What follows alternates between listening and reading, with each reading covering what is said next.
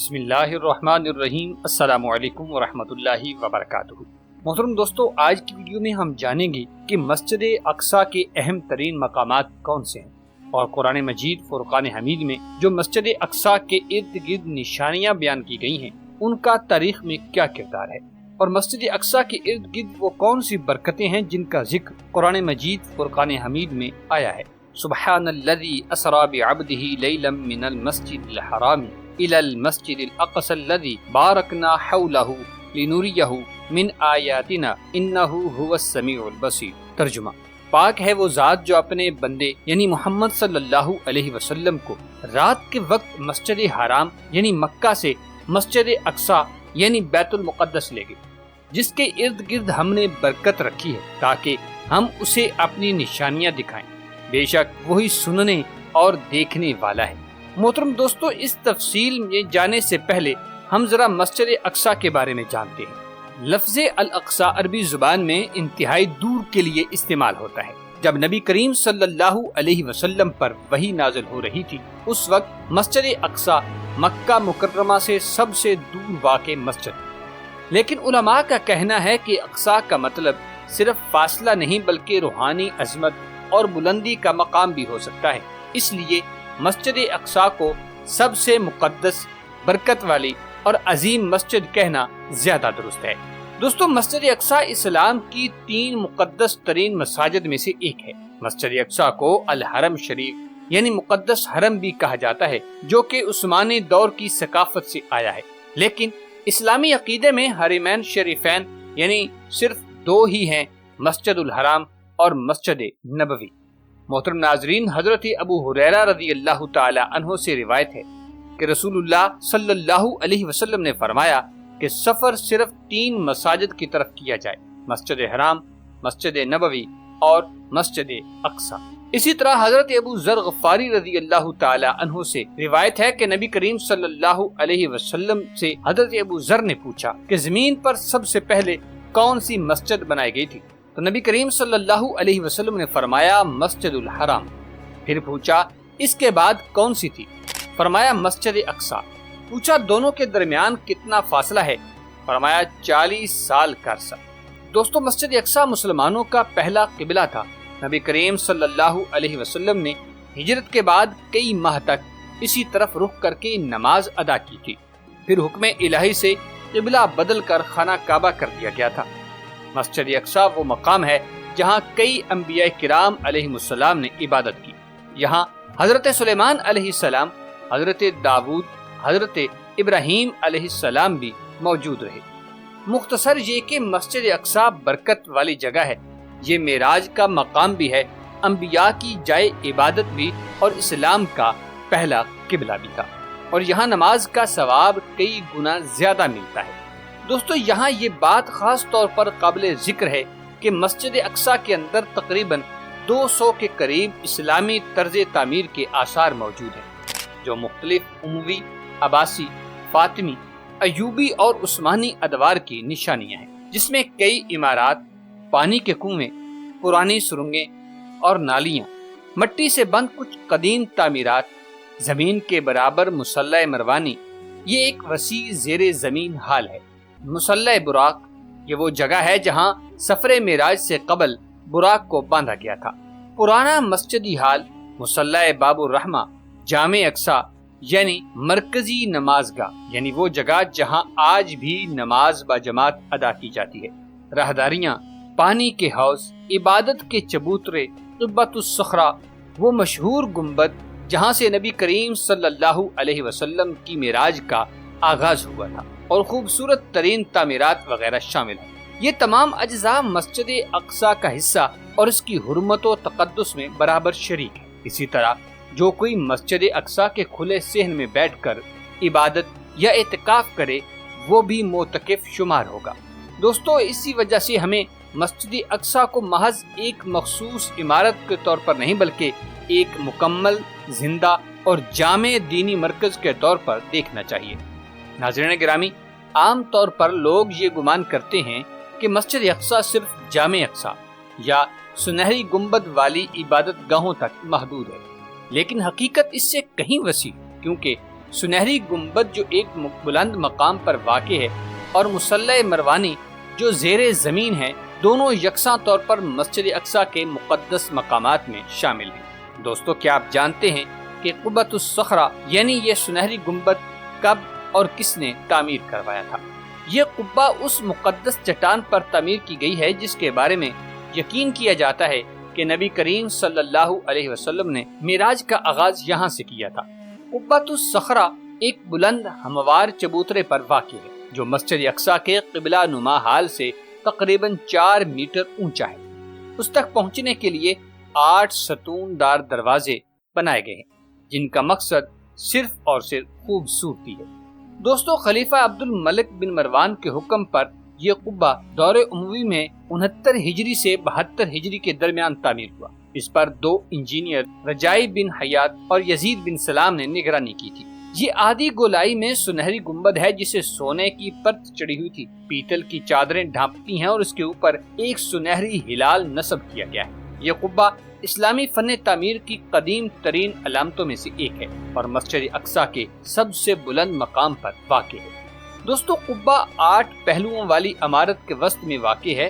ہر پہلو کی لمبائی تقریباً 20.5 میٹر اور اونچائی 9.5 میٹر ہے۔ اس پر سورۃ الاسراء کی آیات کنندہ ہیں۔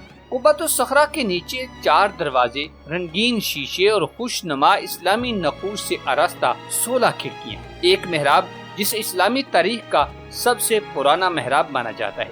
محراب کی چٹان ایک قدرتی بے قاعدہ شکل کی چٹان ہے۔ چٹان کے نیچے ایک غار ہے جس میں 2 محرابیں ہیں، ایک چپٹی اور دوسری کھوکھلی ہے، جسے مصلۃ الانبیاء کہا جاتا ہے، یعنی جہاں انبیاء کرام علیہم السلام نماز ادا کیا کرتے تھے۔ دوستو، یہ سنہری گنبد اسلامی فن تعمیر کا ایک روشن مینار ہے اور اپنی اصلی حالت میں باقی رہنے والی قدیم ترین اسلامی عمارت ہے۔ کیا آپ جانتے ہیں کہ قبۃ الصخرہ کے اندر موجود مقدس چٹان جس کا سب سے زیادہ آج کل جھگڑا ہے اور اس کے نیچے غار کی اصل تاریخ اور حقیقت کیا ہے؟ ہم آپ کو بتاتے ہیں کہ اس کی حقیقت کیا ہے۔ عربی میں اسے الصخرۃ المشرفہ کہا جاتا ہے اور انگریزی کتب میں یہ دا فاؤنڈیشن سٹون یا راک آف دا ڈوم کہلاتی ہے۔ یہ چٹان سنہری گنبد کے بالکل نیچے واقع ہے۔ اس چٹان کے بارے میں اہل اسلام، یہودیوں اور عیسائیوں کے مابین مختلف عقائد موجود ہیں۔ اسلامی روایت کے مطابق یہی وہ مقام ہے جہاں سے رسول اللہ صلی اللہ علیہ وسلم معراج کے سفر پر آسمانوں کی طرف عروج فرمایا تھا۔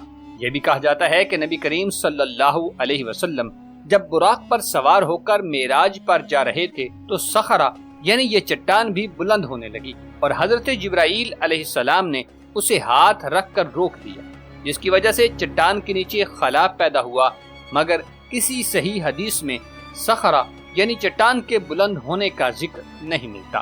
دوستو، یہودیوں کے نزدیک یہی فاؤنڈیشن سٹون جہاں پر حضرت آدم علیہ السلام کو پیدا کیا گیا ہے اور وہ اسے ہیکل سلیمانی کا مرکز مانتے ہیں اور اسی کو قدس الاقداس یعنی ہولی آف ہولیز کہتے ہیں۔ ان کا عقیدہ یہ ہے کہ یہی وہ جگہ ہے جہاں حضرت ابراہیم علیہ السلام نے اپنے بیٹے یہودیوں کے مطابق اسحاق کی قربانی کی تیاری کی تھی۔ محترم ناظرین، عیسائی اس چٹان کو اتنا نہیں مانتے جتنا یہودی یا مسلمان، لیکن چونکہ وہ بائبل کی تاریخ کو تسلیم کرتے ہیں اسی لیے اس مقام کو ان کے نزدیک بھی مقدس مانا جاتا ہے۔ دوستو، آثار قدیمہ کے ماہرین کے مطابق یہ چٹان قدرتی چٹان ہے اور جبل موریا کا حصہ ہے۔ صخرہ کے نیچے ایک چھوٹا سا قدرتی غار ہے جسے مغارۃ الارواح یا ویل آف سول کہا جاتا ہے، جس کے متعلق بہت سی روایات پائی جاتی ہیں۔ مثلا کچھ لوگوں کا عقیدہ ہے کہ ارواح یعنی موت کے بعد روحیں اس غار میں قیام کرتی ہیں اور یہیں سے قیامت کے دن ان کا حساب ہوگا، لیکن حقیقت میں اس بات کا کوئی تصور اور کوئی وجود نہیں ہے۔ محترم دوستو، الجامع الاقصی جو کہ بیت المقدس کے جنوبی حصے میں واقع ہے، یہ نہ صرف ایک عظیم عبادت گاہ ہے بلکہ اسلامی تاریخ، فن تعمیر اور روحانیت کا بھی ایک روشن مینار ہے۔ اس کا اصل نام المصلی القبلی ہے، مگر عام طور پر اسے الجامع الاقصی کہا جاتا ہے۔ اس کی تعمیر اموی دور میں ہوئی اور اس نے وقت کے ساتھ ساتھ کئی نشیب و فراز دیکھے۔ اس شاندار مسجد کے کل 26 دروازے تھے۔ سب سے نمایاں دروازہ محراب کے سامنے تھا جسے باب النحاس الاعظم کہا جاتا ہے۔ یہ دروازہ پیتل سے مزین تھا اور اتنا بھاری تھا کہ اسے کھولنے کے لیے ایک مضبوط اور توانا شخص کی ضرورت ہوتی تھی۔ دائیں طرف 7 بڑے دروازے تھے جن میں ایک سنہری پیتل سے مزین تھا اور بائیں طرف بھی ایسے ہی 7 دروازے تھے۔ مشرق کی جانب 11 چھوٹے چھوٹے دروازے موجود تھے۔ محترم ناظرین، وقت گزرنے کے ساتھ ساتھ اس عظیم مسجد کو کئی زلزلوں کا سامنا کرنا پڑا۔ ان زلزلوں نے مسجد کی چھت کو مکمل طور پر تباہ کر دیا اور متعدد برآمدے بھی گر گئے۔ اس کے نتیجے میں آج کی موجودہ ساخت سامنے آئی، جو پہلے کے مقابلے میں قدرے چھوٹی اور سادہ ہے۔ دوستو، آج الجامع الاقصی 7 برآمدوں پر مشتمل ہے۔ ایوبی، مملوکی اور عثمانی ادوار میں اس مسجد کی امامت شافعی فقہ کے علماء کے پاس رہی، جس کی وجہ سے اس کے محراب کو محراب الشافعیہ بھی کہا جاتا ہے۔ مسجد اقصی میں ایک بہت اہم جگہ جسے مصلی عمر کہا جاتا ہے، یہ ایک لمبا سا ہال ہے جو 1 برآمدے کی چوڑائی اور 4 برآمدوں کی لمبائی پر مشتمل ہے۔ آج کل یہ 2 حصوں میں تقسیم ہے۔ مغربی حصہ نماز کے لیے مختص ہے جس میں محراب موجود ہے، جبکہ مشرقی حصہ ایک ہنگامی کلینک کے طور پر استعمال ہوتا ہے۔ مقام الاربعین یا مقام عزیر، یہ ایک بڑا محرابی کمرہ ہے۔ اس میں 2 راستے ہیں، ایک الجامع الاقصی کے اندر سے اور دوسرا مصلی عمر کے ساتھ ہے۔ اس کے اندر کی دیواروں پر ایک چوڑا لکڑی کا فریم موجود ہے جس پر سورہ بنی اسرائیل کی ابتدائی آیات تحریر کی گئی ہیں۔ محراب زکریا، یہ ایک خوبصورت اور نفیس چھوٹا ایوان ہے جو مقام الاربعین کے شمال میں اور جامع اقصی کے مشرقی دروازے کے جنوب میں واقع ہے۔ یہاں ایک خوبصورت محراب موجود ہے جو حضرت زکریا علیہ السلام کے نام سے منسوب ہے۔ اس محراب کے اوپر بھی لکڑی کی پٹی ہے جس پر قرآن مجید کی مختلف آیات نقش کی گئی ہیں۔ دوستو، یہ ضروری نہیں کہ ان مقامات کے نام ان انبیاء یا شخصیات سے حقیقتاً منسلک ہوں جن کے نام پر رکھے گئے ہیں۔ یہ نام ممکن ہے صرف یادگاری اور احترام کے لیے رکھے گئے ہوں تاکہ ان عظیم شخصیات کو یاد رکھا جائے۔